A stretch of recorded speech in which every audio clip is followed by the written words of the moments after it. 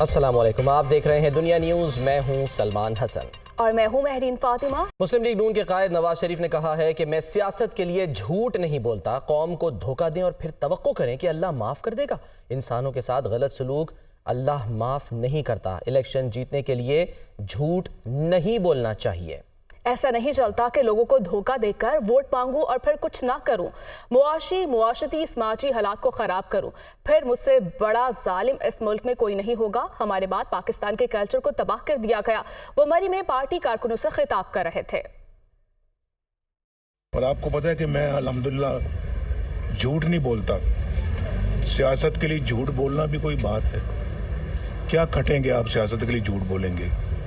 یہاں تو آپ شاید آپ کو حکومت مل جائے، ادھر جا کے کیا ملے گا آپ کو؟ عوام کو دھوکہ دیں، غلط وعدے کریں، سبز باغ دکھائیں، قوم کو دھوکہ دیں اور پھر یہ توقع کریں کہ اللہ معاف کر دے گا۔ اللہ معاف نہیں کرتا۔ جھوٹ نہیں بولنا چاہیے کہ میں نے یہ الیکشن جیتنا ہے، حکومت میں آنا ہے، وزیر اعظم بننا ہے، صدر بننا ہے۔ میں جھوٹ بول کے تو لوگوں کو دھوکہ دے کے ووٹ مانگوں اور پھر میں کچھ نہ کروں، بلکہ الٹا اپنی قوم کو بھی خراب کروں، معاشی حالات کو خراب کر دوں، معاشرتی حالات کو خراب کر دوں، تو میں مجھ سے بڑا ظالم انسان تو پھر اس ملک میں اور کون ہوگا؟ جو بات کہیں سوچ سمجھ کے کہیں اور پھر اس کو کریں۔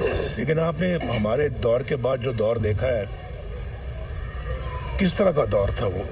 پاکستان کے کلچر کو خراب کر دیا۔ سوچیں کہ کس نے اس ملک کو اس حال تک پہنچایا ہے۔ بڑا ظلم کیا ہے ان لوگوں نے پاکستان کے ساتھ۔ اس ہنستے بستے ملک کو ہم نے خود اجاڑا ہے، اپنے ہاتھوں سے اجاڑا ہے۔ یہی تو دکھ ہے کہ ہم سبق نہیں سیکھتے، ہم نے کوئی سبق نہیں سیکھا۔ پیپلز پارٹی کے سیکریٹری اطلاعات فیصل کریم کنڈی نے کہا کہ پنجاب کے حکمران جب بھی اقتدار میں آتے ہیں تو انتقام لیتے ہیں۔ پیپلز پارٹی کے دور حکومت میں کوئی سیاسی انتقام نہیں لیا گیا۔ ہمارا مقابلہ سیاسی جماعتوں سے نہیں بلکہ مہنگائی سے ہے۔ سینئر سیاستدانوں کا احترام کرتے ہیں، مگر ملک کی سیاست نوجوانوں کے حوالے کی جائے۔ پنجاب میں ایک سیاسی جماعت کے سربراہ کو پروٹوکول دیا جا رہا ہے۔ میاں صاحب کا ووٹ کو عزت دو کا بیانیہ پاکستان میں آ کر ختم ہو گیا۔ بلاول بھٹو کو وزیر اعظم بنانے کے لیے سیاسی جماعتوں سے رابطے کریں گے۔ وہ اسلام آباد میں نیوز کانفرنس کر رہے تھے۔ آج بھی جب چیئرمین بلاول بھٹو زرداری صاحب کھڑے ہوتے ہیں، وہ کہتے ہیں ہماری کسی سیاسی جماعت کے ساتھ کوئی مقابلہ نہیں ہے۔ ہمارا اگر مقابلہ ہے وہ اس مہنگائی کے ساتھ ہے، بے روزگاری کے ساتھ ہے، بدامنی کے ساتھ ہے۔ یہ اس ملک کی سب سے بڑی میں سمجھتا ہوں کہ ایک اپوزیشن ہے جس کو تمام سیاسی پارٹیوں کو ایڈریس کرنا پڑے گا۔ ہم ہمیشہ اپنے سینئر سیاستدانوں کا احترام اور عزت کرتے ہیں۔ ہماری میجورٹی آبادی اب نوجوانوں کی ہے۔ نوجوانوں کے مسائل نوجوان ہی ایڈریس کر سکتے ہیں۔ عام انتخابات کا معاملہ جسٹس اطہر مین اللہ کا 41 صفحات کا اضافی نوٹ جاری کر دیا گیا ہے۔ پاکستانی ووٹرز کو انتخابی عمل سے باہر رکھنا بنیادی حقوق کے منافی ہے۔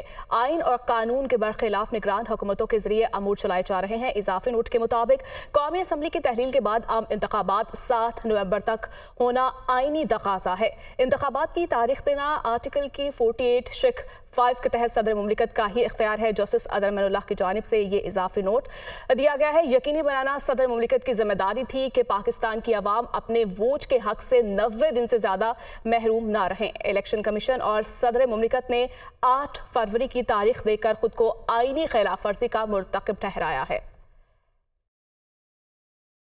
پنجاب حکومت نے لاہور سمیت 10 اضلاع میں جمعے اور ہفتے کو اسکول کالج بند کرنے کا اعلان کر دیا۔ لاہور، ننکانہ صاحب، شیخوپورہ قصور، گجرانوالہ گجرات، سیالکوٹ، نارووال، حافظ آباد اور منڈی بہاؤدین شامل۔ جمعے اور ہفتے کو مارکیٹیں 3 بجے کھلیں گی۔ اتوار کو کاروبار مکمل بند ہوگا۔ تمام دفاتر بھی دوپہر 3 بجے کے بعد کھولے جائیں گے۔ نگران وزیر اعلیٰ پنجاب محسن نقوی نے کہا کہ 29 نومبر کو مصنوعی بارش کروانے کی کوشش ہے۔ ماسک کا استعمال زیادہ سے زیادہ کریں۔ 10,000 طلباء کو الیکٹرک بائکس سبسڈی پر دیں گے۔ 29 نومبر کو لاہور والی سائٹ پہ اگر بادل آئے جو آرٹیفیشل رین کے لیے موضوع ہوئے، سازگار ہوئے، تو ہم کوشش کریں گے کہ آرٹیفیشل رین کریں، بٹ اس کے لیے ابھی ہمارے بہت پیچھے ہیں، ہمیں کچھ محنت کرنی پڑے گی۔ مارکیٹس ہم بالکل بند کرنے کے حق میں نہیں ہیں، اس لیے ہم یہ فیصلہ کر رہے ہیں کہ مارکیٹس فرائیڈے اور سیٹرڈے کو 3 بجے کھلیں گی اور رات تک وہ کھول لیں، کوئی حرج نہیں ہے، لیکن 3 بجے کھلیں گی۔ کسی بزنس مین کا کسی کا نقصان نہیں چاہتے، لیکن اس ٹائم ماحول کے لحاظ سے ان کو تھوڑا ایڈجسٹ کرنا پڑے گا۔ فرائیڈے ویسے ہی جمعے کا دن ہوتا ہے، تو ہم سنڈے کو پوری مارکیٹس ہر طرح کی وہ کلوز ہوگی۔ وہ ڈسٹرکٹ گورنمنٹس تمام 6 ڈویژن میں انشور کریں گی کہ سنڈے کو ہر طرح کا کاروبار بند ہو۔ ریسٹورنٹس بھی اس طرح 3 بجے فرائیڈے سیٹرڈے کو کھلیں گے۔